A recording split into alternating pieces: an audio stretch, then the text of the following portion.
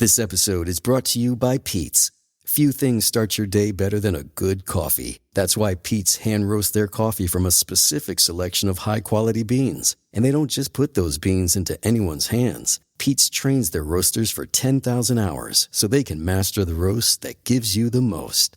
Pete's Coffee. Coffee for coffee people. Find Pete's online or at your local retailer. Wait, are you gaming? On a Chromebook? Yep. It's got a high-res 120Hz display, plus this killer RGB keyboard. And I can access thousands of games anytime, anywhere. Stop playing. What? Get out of here. Huh? Yeah, I want you to stop playing and get out of here so I can game on that Chromebook. Got it. Discover the ultimate cloud gaming machine, a new kind of Chromebook.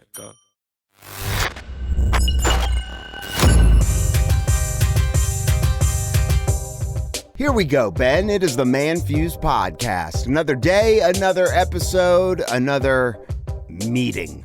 Two guys and a microphone. That's what it is. Two guys and microphones. That's right. Two turntables and a microphone. Yeah. Well, actually, you don't even have that these days. You normally could just have one digital thing and a microphone, and off to work you are. It's one turntable and a microphone, and off to work you are. That's right. So today on the ManFUzed Podcast, we're going to talk about how using AI to help take some of the mundane tasks off your plate could actually be a great thing. While I know AI, the thought of it at the most extreme level can seem kind of scary as to the unknowns, but it can handle a lot of stuff that makes life a bit easier. And also, we weigh in on the amount of time invested in doing something, whether it be sports, business, anything that you invest time in. At what point do you become an expert? Well, there's actually some stats about how much time invested qualifies you as an expert. So, Ben. How you doing, Ben? Good. How are you? Yeah, I'm doing pretty good. I feel like it's been a minute. It has. It has. So, Ben has been busy. Have you been? Oh, my gosh. All the good things? I mean, basically deals right now, they're like car wrecks. And so you just have to sift through the ashes of them and try to make things work. My stepmom, who's in my downline, I used to be a former real estate agent, and with a certain company named Keller Williams, after you've been an agent for so long, they give you the opportunity of recruiting, kind of like a downline type thing. So you could bring on other agents to KW. KW is going to take a percentage of their money anyway, and out of that percentage of the money they take, they do what's called a profit sharing. Now, when you're an agent with Keller Williams, I believe, for 3 years, you become what's called vested. That means when you leave Keller Williams, any downline that remains at Keller Williams, you will still receive a check. Now, Up until recently. What do you mean up until recently? Recently, they're turning off the spigot if you leave for more than 3 years. Well, when did that go into effect? Last week. Did it really? Yeah. We all grandfathered in? How are they going to cut me off? I'm not sure. Well, now Ben just ruined my day. Anyway, as I was saying, I've been receiving profit-sharing checks for, 10 years now? Wow. I have not even been an agent active. Not in Keller Williams, not anywhere. And I've still been receiving money. Well, my stepmom, she capped her first month of the year in May. Yeah. But hasn't had a transaction since. Apparently, it's hard out there. It's a really difficult time right now. Not a lot of people are buying. Not a lot of people are selling. Things are swirling. All of the economic factors are swirling like a hurricane. There's a lot of fear in the marketplace. Interest rates are high. I mean, I wrote a contract yesterday for $1.1 million at an 8.62% percent interest rate. Oh, God. So how much of that payment is interest? 8.62%. What is that equivalent to? You say it's, on $1 million, $86,000 a year on $1 million. Whereas at 3% on $1 million is $30,000 a year. Big difference. $80,000 a year, $30,000 a year. $50,000. Just on interest. Divided by 12, right? Yeah, right. I mean, $80,000 a year, what? $7,000 a month. Jesus. In interest. Now add the principal. Now add homeowner's insurance. And your inflated property taxes. taxes. That's got to be like a $20,000 payment. Get up to probably 12 or 13. 12 or 13K? On $1 million house. How much down, though, typically? Well, I'm just quoting it off of he's putting 35% down. So he's getting a 65% loan. And that's how people are hedging inflation right now. Is there is a lot of equity in the marketplace still. Most places where we are have doubled in value since, say, 2020. So people still have a lot of equity. And so that's the hedge on inflation is you put down, instead of 10 or 20%, people are putting down 35, 50%. And how does that hedge inflation? Well, because I didn't mean inflation, I said that, but you hedge high interest rates by borrowing less. You put more down and you borrow less money. So if it was $1 million that got you a $3,000 a month payment, well, now it's $500,000 borrowed that gets you the same $3,000 a month payment. So how much are you going to put down? How much are you going to borrow? People have equity, so they're still able to get into a good house because they can put $600,000 down or something like that. Right. Yeah, we would do pretty well if we sold this house right now. That's what I'm saying. But where would we go? But if you had to, like Mike, who moved down to Florida, if you had to sell right now for some reason, you'd have a big windfall of cash. I mean, you really would. And you would be able to then go decide what you were going to purchase. But let's say you wanted to keep your note at, I don't know, $400,000, $500,000, pretty solid note. Like you want to borrow $400,000 or $500,000 right now, you're still going to be at $3,000-$4,000 a month. So that's a pretty common spot for folks. Now you got $800,000 cash, and you can decide, okay, we're going to borrow $400,000. Do we want to put $400,000 down? Well, now we're looking for an $800,000 house. Do we want to put $200,000 down? Now we're looking for, $600,000. So, and that's what people are doing. So it's difficult. People aren't moving right now unless they have to move. Unless it's like a job relocate or Yeah, I mean, we're making right now 60 to 70 contacts a day. And that would typically generate an insane amount of business. And we are generating good business, but it is not even close to what it would be in previous markets. And I think it's going to get worse, honestly. It's just gearing up. It's wartime, basically. You got to go into a wartime mentality instead of like a peacetime mentality. And it just changes the job. What you do to get businesses, it just becomes a completely different day. I have been on a war path of action. Yes, you have. I have been Action Jackson. I've been trying to figure out the methods to which ManFUzed Productions, a.k.a. Foo Media, mass contacts, mass identifies, and establishes contact with multiple different profiles in this business that we're going into. We've got, I call them company leads. Those are more our marketing agencies. Those are going to be people who already have a high clientele of these clients that we're kind of targeting, which are leaders in business and in industry. And have you ever seen any of Alex Hormozy's stuff? Have you seen like all like his, have you bought his stuff? Yeah. Remember when I was saying we need to read a book together? It's his book. Okay. Well, I've been watching all of, Hormozy's a beast. He's a beast. And a lot of this stuff is kind of common sense, you would think. But he has kind of put it in a way of the system that he has used and employed to generate hundreds of millions of dollar businesses, whether it be from employees to systems for cold emails, partners and affiliates. And so I've been watching a bunch of his stuff, and we are real close to having a 6-month plan that we are going to follow, and we are going to relay our results to you in kind of each week, broken up. Weekly reporting. A weekly report of what we were supposed to do and how we did and what our results are. So therefore, if there is anybody out there building a business, launching a new product, an entrepreneur that wants to follow our journey, we're going to make it real easy for us to. I mean, not discounting any of Alex Hormozy's stuff, but you look at Alex Hormozy and he's already made it. Even though he's telling you what he did to make it, we are now going to employ some of those tactics and along with some other things that I'm working on, and we're going to let you come along for the ride. I love it. And hopefully, so you could see how we make it. Yeah, man, we're on the verge of some pretty big things. Already got some pretty big things going on. I think on the verge of some really big things. I think so. And I'm super excited. Lately, I've been dialing. I've been calling. I haven't been doing 100 a day or anything like that. That's probably what I should be doing. 100 a day is a good number. It takes a while, though. It takes, 100 is just 6 to 8 hours of calling. It's about 10 to 12 an hour. Well, it depends on who you get on the phone and how long you stay on the phone. Yeah, but it averages. You average about 10. Say 10 an hour is what you're going to average. In some hours, you'll get 20 people that just say, yeah, no thanks. With your dialer, do you even leave a message?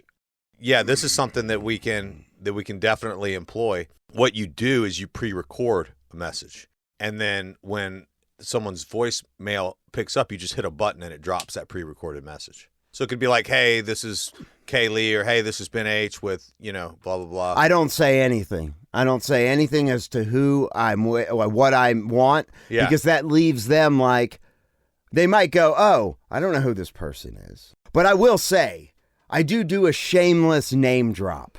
I have been saying that I do work with The Burt Show. Because whether they're out of state and they've never heard it, I say a syndicated morning radio show, because if it's a marketing agency, they might think that I'm a client, that I want to pay them for marketing. If it's not my show, but that's not what I'm there to do at all. But I do work with The Burt Show. I'm not necessarily calling on Burt Show terms, but I explain that as soon as I get them on the phone. But it's the air of mystery, which I feel will get me a call back faster. That's not always the case, but I feel by being vague, because when I call back again after they don't call me back, eventually they're going to go, who is this person? Right. And they're going to call me back. If I say, hey, I'm with Fu Media, and we're looking to do this, they're going to decide right then and there whether they're even interested without even hearing me out. Mm-hmm. That's how I kind of feel. So that's how I've been approaching it.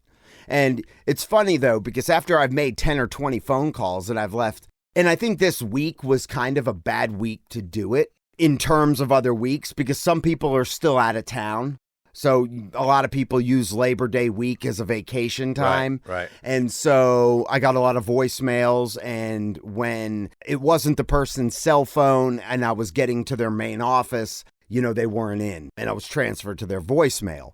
But it's funny, though, because then when they do call back, I'm sifting through my mind real quick, like trying to remember, because I normally go to their website for a marketing agency beforehand. I want to just confirm to see if I see anything. Same thing I do with a financial advisor. Yeah. Because if it's a financial advisor who I'm going after, I want to see if they have a podcast or not. Sure.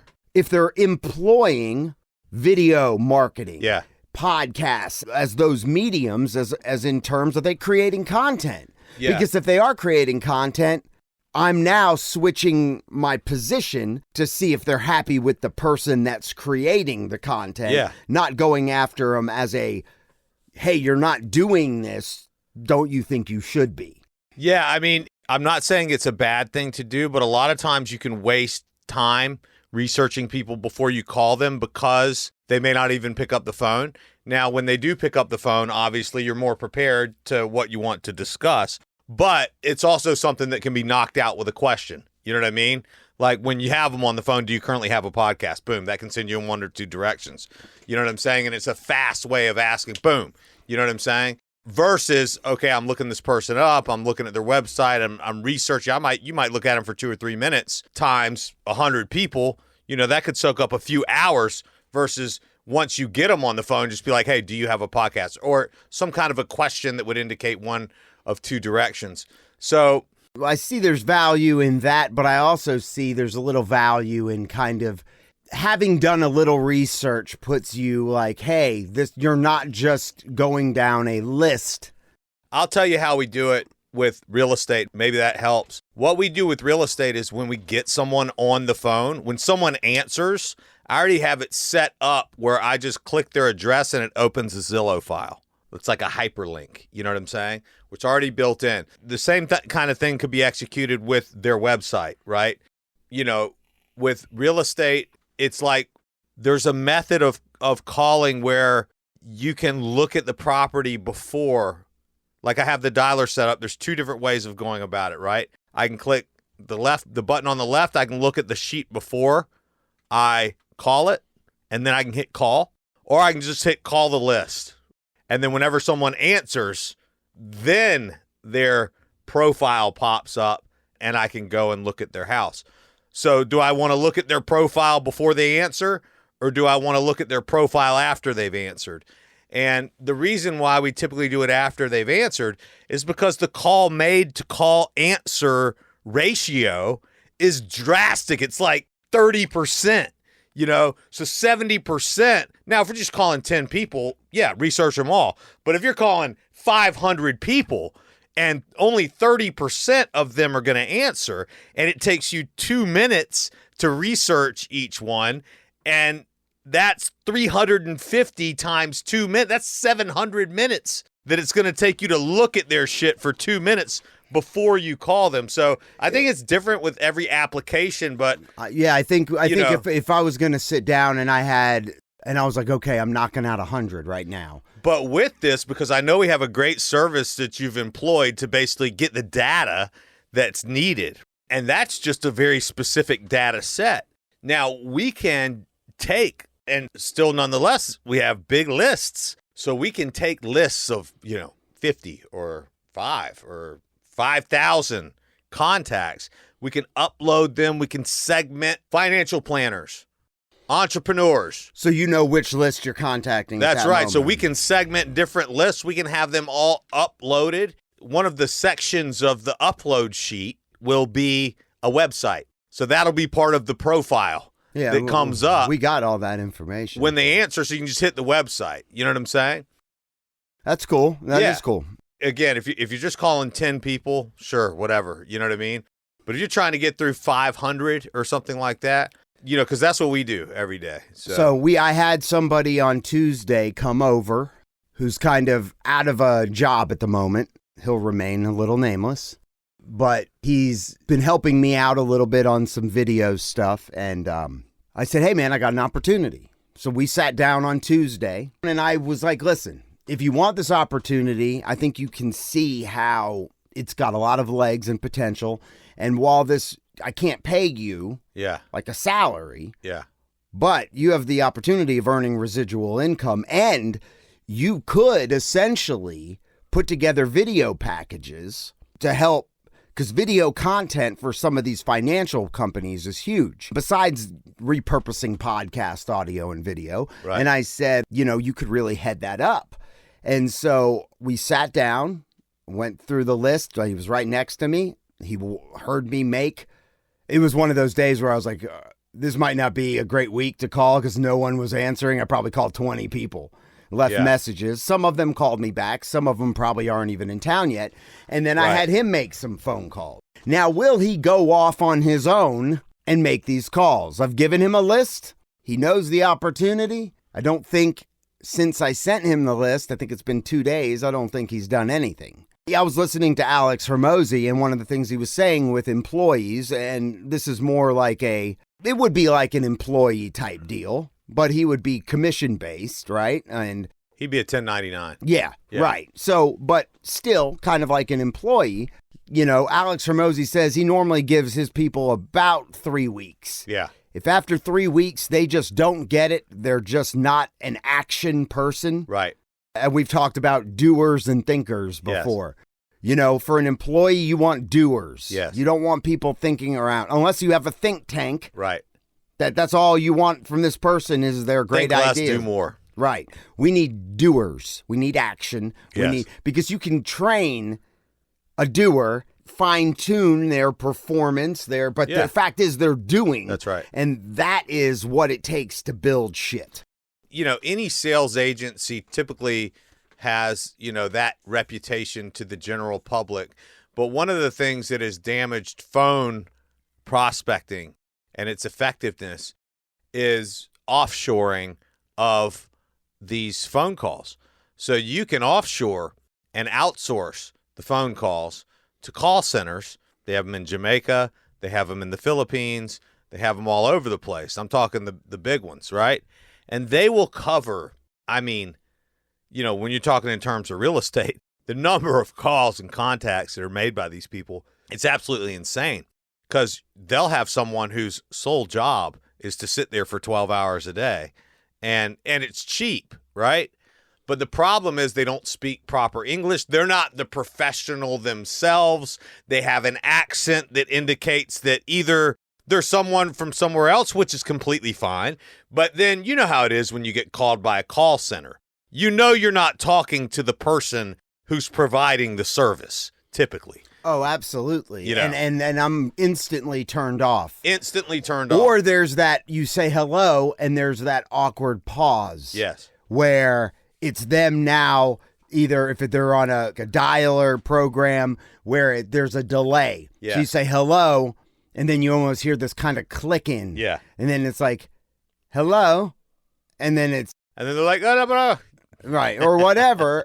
You know that this isn't somebody calling on behalf of me. Yeah. Like, it is, but it isn't. Yeah. They are using, it's just a dialing, and they're not the salesperson. When I call, and I could script these people, and you know what? That wouldn't be a bad thing. No, but even still, these people still find business. They still find business, because to your point, it's about action. So you could take somebody who's completely talented, who is the guy that you're going to be working with, who is the person that wants to come out to your house, who is the person that's going to be developing your podcast, right? You could have that person on the phone making 100 contacts a day, which is a lot, which will yield a lot of business, actually. And then you have call center in the Philippines making 1,000 contacts a day. The Philippines call center will generate more business. It just will. It's a numbers game. Even with the ineffectiveness factor, they will still set more appointments. So is that something we should be doing then? I don't think so. I think it's more specialized. There are opportunities that are better than that and a lot less expensive than that. It's not cheap to hire these people. Going on a day-by-day basis. If you paid them for... I'm talking every day, all day. Well, at this point, we don't even have that many leads for them to... But they can develop it. But I'm just saying the whole piece is, it's like an employee, basically. It's about the cost of a full-time employee to really get it set up and to run it constantly. You know what I'm saying? And they do a great job. I'm not saying that they don't do a great job, but for me, for example, it wasn't a good fit. Some of my friends run big real estate teams where they've got 20, 30 agents, and they don't care if the lead is in Savannah, Georgia. They don't care. You know what I mean? So they can employ these people to call vast swaths of... Yeah, just vast areas of places where I don't want to do business personally. I'm not set up for that. I'm Milton, Alpharetta, Roswell, Buckhead. You know what I mean? That's all I'm really interested. I'll go a little further, but not that much further. I'm not going to Douglasville. I'm not going to Stockbridge. What about Skokie, Illinois? I'm not going any of those places, man. And so for me, I'm focusing on the markets that I want to be in. And that style of prospecting, because I'm more of a specialized, specific niche, it doesn't work for me. I can't give them enough data. I don't have enough data to give them. They're like, we need another 10 zip codes. I'm like, I gave you the only 10 zip codes. I gave you the only thing I had. The only 10. I don't want any other fucking I need you to make something out of these 10. Yeah, exactly. I'm like, look, population of these 10 zip codes like 500,000. I know y'all hadn't talked to 500,000 people already. No, but we already called through all the data. You know what I mean? Call through it again. Yeah. Hit him again. This time, switch your voice.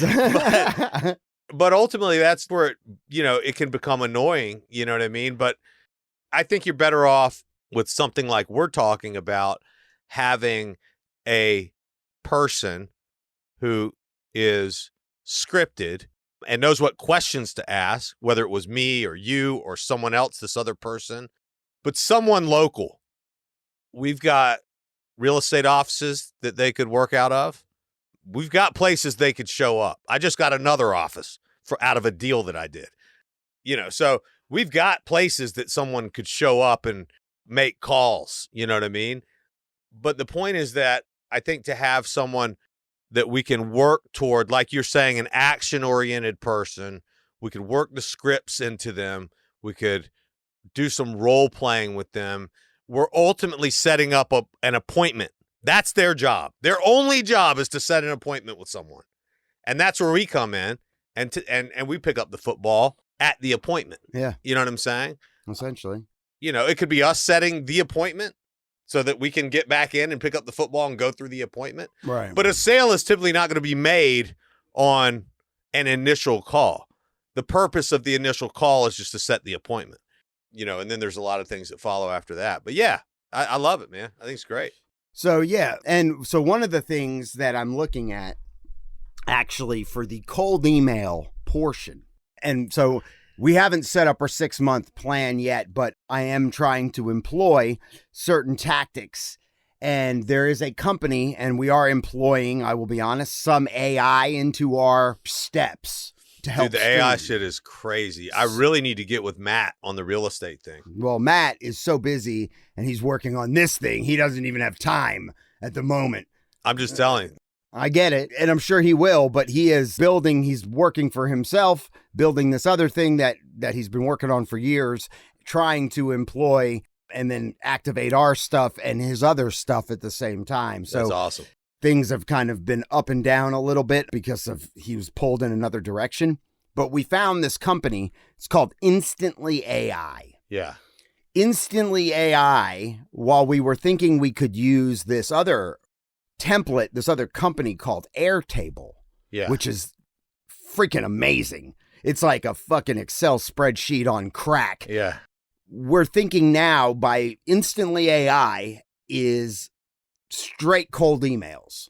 So not only will they help you set up your cold email campaign, but they also have an added bonus where they will provide you with leads, qualified leads, like how we were acquiring our leads before. We wouldn't even need to go that route for just a monthly, like $44 a month gives you like 10,000 leads, like accurate leads. Yeah. So you can keep filling the hopper for hyper growth, which is one of their packages. It would probably cost us like $120 a month. I'm almost to the point of going, okay, well, we try it for 3 months. And if if we get one qualified sale out of that, that pays for itself 10 times. Yeah. And that's just the cold email, but it takes a couple weeks to get set up. But we're going to also need a landing page immediately for these leads to go to. And I guess that's better than going to our website at the present moment. I don't know really the difference, but I guess the landing page is just a specific form. Set the appointment. That's what it's all about. You know, book the call. Book the call. Yeah, or whatever. Set the appointment. It's the same thing as a call. Yeah. You just know, put a calendar on there to where they could like book it immediately. Absolutely. And if they're not going to do that, then they're not a real lead, you know? Ultimately. Yeah. Schedule a call or fill out a form for us to call you back. Yeah. I mean, typically. Sure. So that's where we are with that. So this is what I was employing with our daily stoic of the day, which kind of went into how I was teaching this other person the art of the cold contact. Yeah. It's called Learn, Practice, Train. Philosophers warn us not to be satisfied with mere learning, but to add practice and then training. For as time passes, we forget what we learned and end up doing the opposite, and hold opinions the opposite of what we should. Very few people can simply watch an instructional video or hear something explained and then know, backward and forward, how to do it. Most of us actually have to do something several times in order to truly learn. That is the best way. Having it explained to you or reiterating why you're doing this step is crucial to most people's learning. Yes, absolutely. Give a man a fish, he eats for a day. Teach a man to fish, he'll eat for a lifetime, right? 100%, man. One of the hallmarks of martial arts, military training, and athletic training of almost any kind is the hours upon hours upon hours of monotonous practice.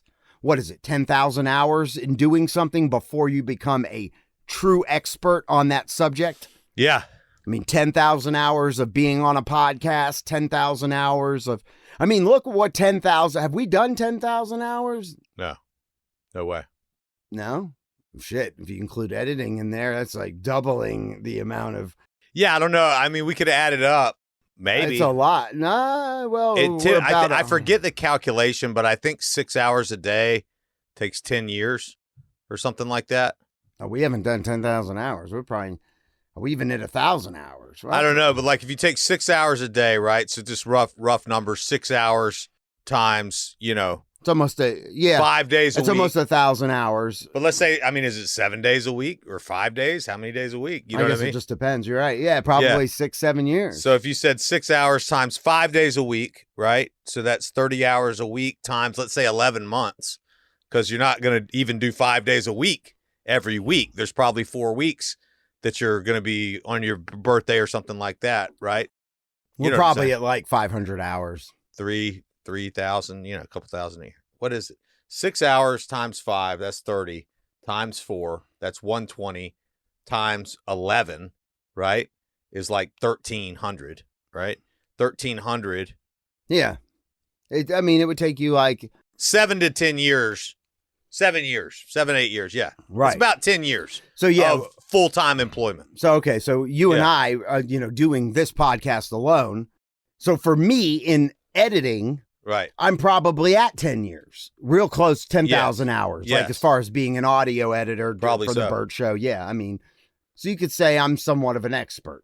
Well, yeah. And here you are with your own podcast and launching a company that provides audio editing services and studio build out and all that good stuff. So that's something that you can do after you put in 10,000 hours. Yeah. So getting back to what I was saying, an athlete at the highest level will train for years to perform movements that can last mere seconds or less.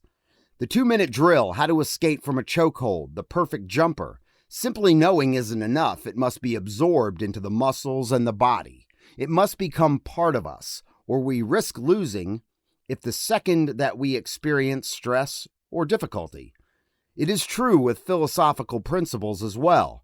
You can't just hear something once and expect to rely on it when the world is crashing down around you.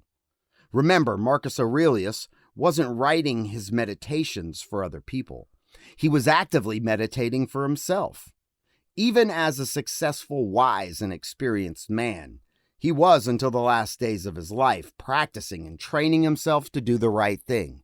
I remember back in the day, Ben, with a good friend of ours, CJ, we went to Costa Rica, and I bought this, I called it the Bible. Yeah. It was like one of these journal type books, but it was done with this weathered leather, and it had this parchment paper that looked like it was from it didn't have lines on it. It looked like it was so amazing that my fountain pen, because that's how I love to write in it, just the way that the ink just absorbed into this paper. Yeah. This paper was thick and looked old. Yeah. It looks like it was a journal. Yeah, it looked sick. And what I was doing, I was reading all these amazing books, like Good to Great. Yeah. And I remember being in Costa Rica and sitting down and taking, excerpts or taking, lines from this book, and just basically I wrote the name of the book, and I would just take things out of the book and write them. Yeah. Why was I doing that? It wasn't for someone else to read. It's because you could read something and then forget about it or forgot what you read 10 minutes later. But when you read something and you read it again, and then you're actually copying it and writing it line by line, you absorb it better. Right. Right? I mean, for me, you write it down, and then you're forced to read and slow and absorb each sentence and each word. And so I've done that throughout my life many, many times. It's been a long time since I actually did that, but which I should. Because you know what? You forget what you know. It's helpful to go back and read old things too, because you remember the mindset you're in. But what you're talking about when you write things down, when you copy things, for example, you're reading it with your eyes. You're also writing with your eyes. This is a physical moment. And then you're reading it as you write it as well. Right. So it's a loop. Yeah. And it's a very, very powerful loop. Like a black belt, he was still showing up to the dojo every day to roll. Like a professional athlete, he still showed up to practice each week, even though others probably thought it was unnecessary. That's what it is. You learn, you practice, you train. Learn, practice, and train. And in this instance, train means train yourself. Yeah. But also it could be applied to learn, practice, and train somebody else. Yeah. And duplicate your efforts. Yes. And give somebody else an opportunity as well to step up to the plate. Absolutely. Do they want to be part of something groundbreaking? Do they want to be part of something growing? Right. And that could change their lives. Yes. Now, like for this person who I'm giving the opportunity to, Opportunity. I know this could be a game changer for them. I know it. I believe it.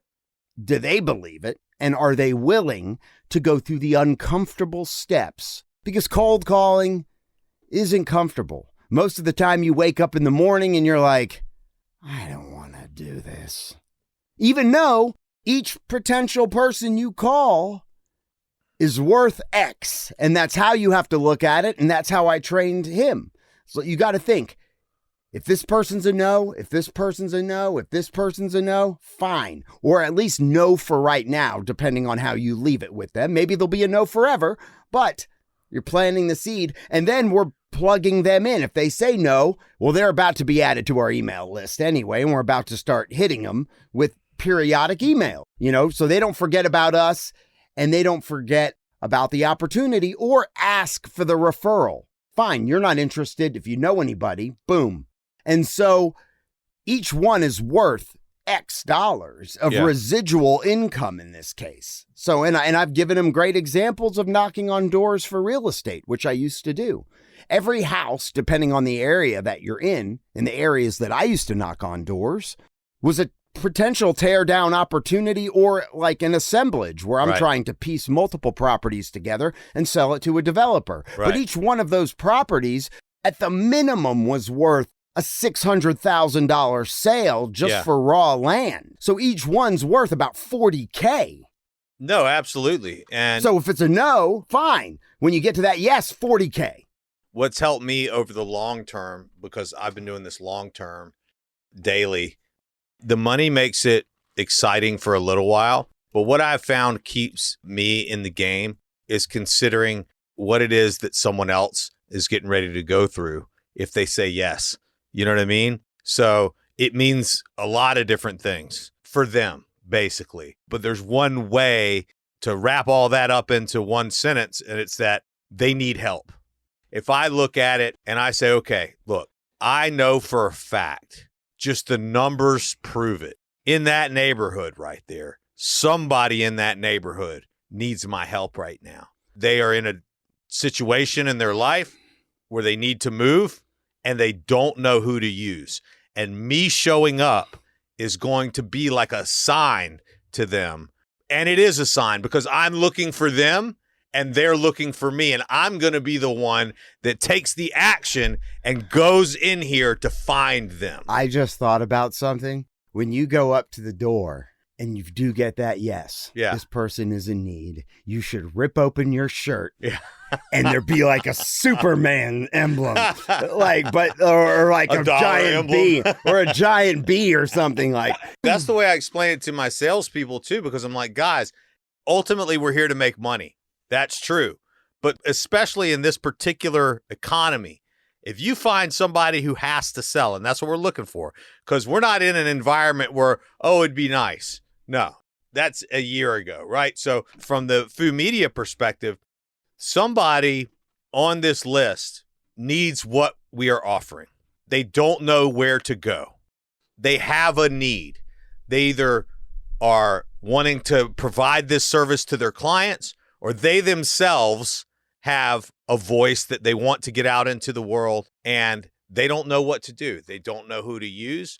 And so by contacting them, it's going to become immediately apparent that this is the solution that they've been looking for, and we can help them with their project. And that mentality, I found, keeps me out of the mindset of the term cold contacting. I mean, it just sounds horrible. It sounds like a cold shower. You know what I mean? Or it sounds like being trapped outside on the back porch without a blanket.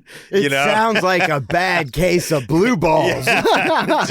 It's just horrible. It sounds like you get up in the morning, it's cold outside, and the hot water heater is broken.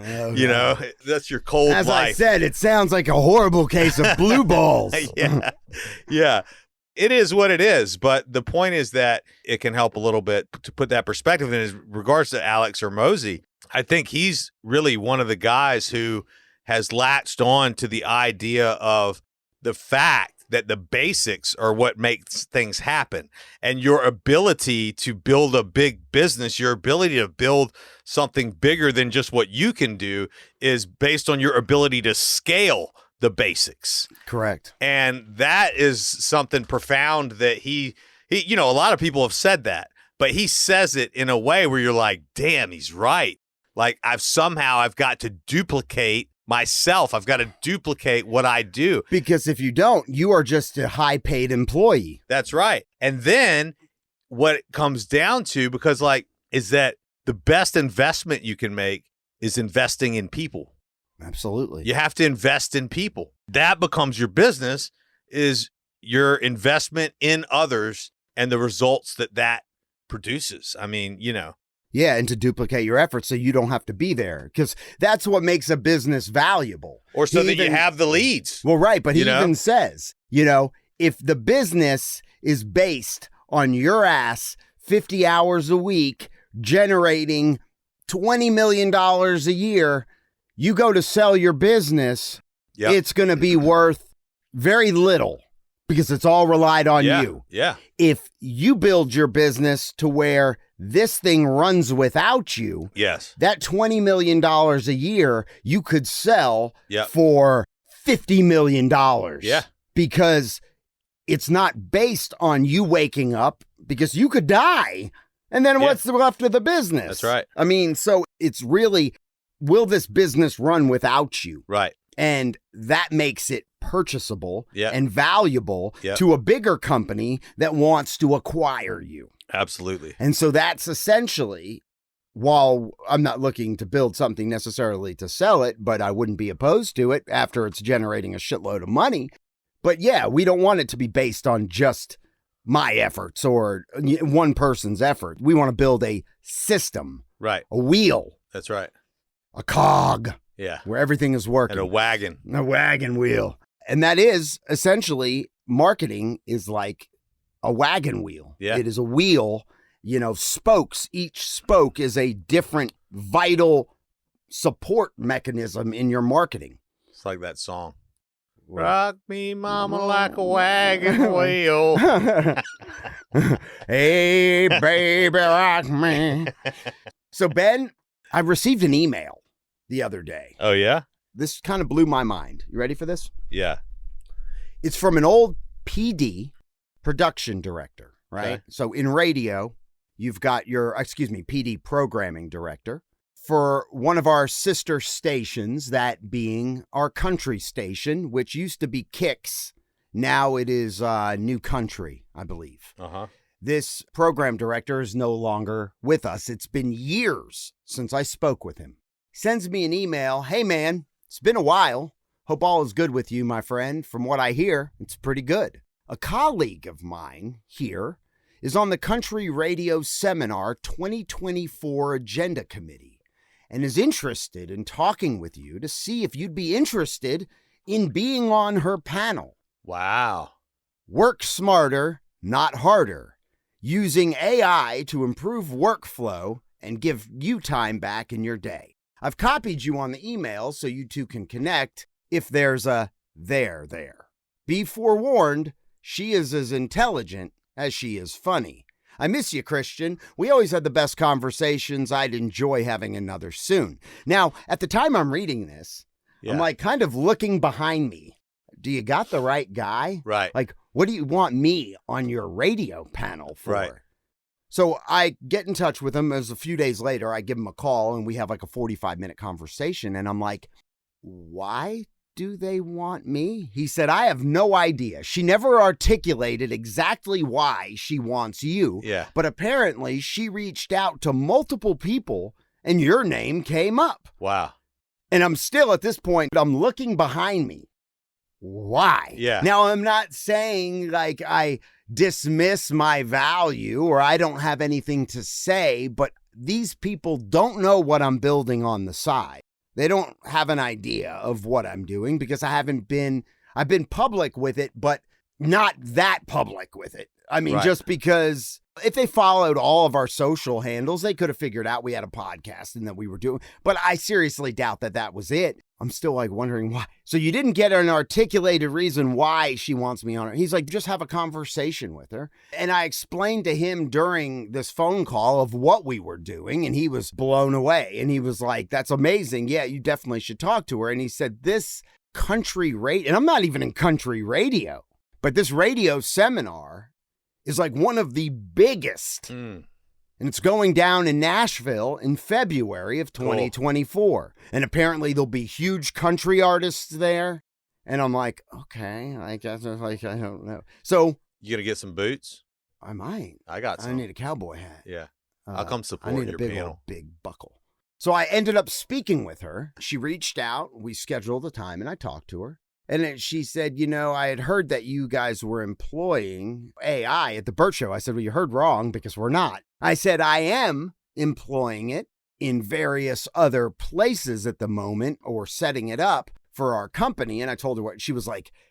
This is perfect. This is exact. Because I told him, I said, what is she looking to have like one idiot on stage? Yeah. Like, am I going to be the stupid person that like, oh, look, we needed to have one fool. Yeah. Am I going to be the royal fool of Yeah. the panel? Am I Yeah. going to be the token stupid guy? Which, you know, and I was being self-deprecating humor. So I was self-deprecating myself, like, you know, because I didn't know what role she saw me fulfilling. She said, no, we just need some open-minded people with outside perspectives. And it doesn't matter if you're in country radio, but this is a big deal. And if you'll be on my panel and you can get to Nashville in February, I would love to have you featured, which could be a good promotion for our company. You got to be suited up. Hat, shirt, Dip. QR code. Dip. Just have a shirt with one GI QR code. Exactly. But I would be on stage with this panel of people.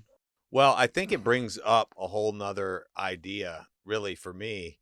It brings up the idea of AI itself, offering that as a service, you know, could be really something groundbreaking. The company that they work for called, I never get this pronounced right, Futuri, Futuri, F-U-T-U-R-I, is like big into AI. They have a lot of AI products. Maybe we could partner with them somehow. They're doing voice cloning. They're doing, Cool. I mean, this company has. What if we could voice clone, like, you know, I don't know, whoever we wanted to and interview them on the podcast? Oh my God, that would be amazing. That's really a good idea. It's not really The Rock, but it's AI The Rock. Welcome to the show. We're interviewing AI The Rock. Yeah. Oh my God. That's not a bad idea. We're interviewing AI James Earl Jones. Yeah, exactly. Or whoever you want, you know. That would be funny. Who would we want to interview? I That's don't the know. question. I don't know. The first interview with AI The Rock. AI The Rock. Dude, we'd probably go viral. Yeah. So who would we want? I don't know. You want to do somebody like, I mean, you know, somebody that comes to mind for me, of course, is like Donald Trump. You know what I mean? Would be funny. If I could really interview somebody, that's who I would choose. You know what I mean? But then you have like celebrities, like, you know, so like Brad Pitt or, you know, some movie star like Tom Cruise. Who's going to get really mad? Talk about Maverick, you know what I mean? Talk about Scientology. Yeah, exactly. Who's going to get really mad that we're going to interview the AI version of themselves? Yeah. Everybody. Yeah, probably. Then you can do like Taylor Swift. You know, you could do popular people like that. You could do like the Dalai Lama, you know, or Vladimir Putin or some shit. Oh my God. Zelensky. Yeah. We should really look at that, at seeing, because this company could do it.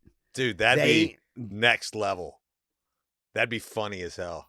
So we would need to determine right here, right now. Well, maybe it doesn't have to be right here, right now. Who exactly we would want to interview the AI version of. Well, this brings up another idea, because I always thought it'd be cool. Like when Jack was a baby and he loved Paw Patrol, I was like, how cool would it be if like I could like call the Paw Patrol on Jack's birthday and they'd be like, hey, Jack, it's Ryder. Happy birthday, buddy. You know, the pups are all here at the station and we're wishing you happy birthday. Have a great day, Jack. I mean, a kid would just lose it. Okay, dude. but chances are that could be anybody. It's like I'm not going to use that. But what if you could do an actual like presentation of it? Like they send you a video text message and it's like Ryder saying, hey, Jack, or it's, you know, it's just like, what if it's like Cameo? Right. Yeah. It's like Cameo, but AI. AI Cameo. Right. Exactly. That's good. You know, AI Cameo. Why pay for the real thing when you can get the AI version here for $79.99? We all know people have their problems, but AI doesn't. People have schedules. They have busy lives. They have inflated rates. Leave the real Michael Jordan out of it. Yeah. Let's not bother him. Yeah. We've got Michael Jordan. We got AI Michael Jordan here. For $79.99. $79.99. He'll give you a cameo of whatever you want. He'll read you a children's book. Yeah. Dude, that's another great idea. You want Michael Jordan to read you a lullaby to sleep? Tell him an idea factory. It's crazy. I need to get in touch with this PD who works for this company. Yeah. See, I don't want, but by saying this, and even though we're saying it on our podcast. It doesn't matter. I mean, again, it's who's going to do it? Okay, fine, do it. Everybody out there, here's a great fucking idea. Go do it. Nobody's going to do it. Somebody will. I'm just saying, like, it's about doing and executing at such a high level to break through. It really doesn't matter who you tell any fucking thing. Are they going to, chances of them actually going and doing it? It takes your life. I mean, you have to dedicate your life. Or unless you for something to be successful. It's not like you just start a fire and then it just blazes. But a company that's already got the ability to execute those products and execute, that is not something, that's something that they could just turn on. Boom, employ that. I think in regards to that, you're going to have Michael Jordan coming out going, hey, wait a minute. You selling me and I ain't getting a piece? That's my intellectual property. That's my voice. It's like, no, it's not. It's AI, bitch. No, well, from what I understood him saying, and because I was asking him about this in conversation, it was once they have, let's say if they clone James Earl Jones, right, saying this, they own now the AI James Earl Jones saying this. See, that's where I think I don't think the legal portion has caught up yet. Right, exactly. And so that's where I think that, people are probably pioneering the language. I mean, it's probably being written by AI. AI, write me the language of how this is legal. Yeah. So I can submit it to Congress. Absolutely. Totally. But those are great ideas, and we should have on our podcast the very first AI star-studded interview. What if it's like WrestleMania, where we have AI Donald Trump and AI Vladimir Putin and AI Kim Jong-un? Exactly. They're on our hard drive. Yeah. That's where they live. But no, they could essentially have that chat box of AI set up to where we can ask them crazy, outlandish questions. And then what if you had an ongoing stream where people could like log in, ask questions, or there would be another one where these two guys were like talking to each other, fighting. You had the two and AI arguing, bots talking like when shit to each Stern other. has like one person's beef with another person, exactly. And it could just be going in perpetuity, right? 24 hours a day. You could just turn it on. They're still fighting. It's still going at it. Yeah. Well, you know how Howard Stern sometimes will have impersonators Right. going at each other. Yeah. For a segment. And he's like, okay. And, trying to be the mediator. Right. And it's funny as fuck It that is. way.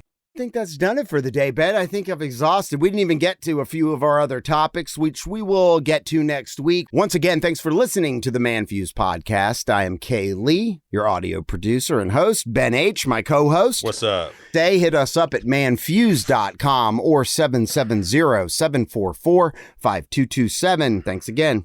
Holla. Foo Media.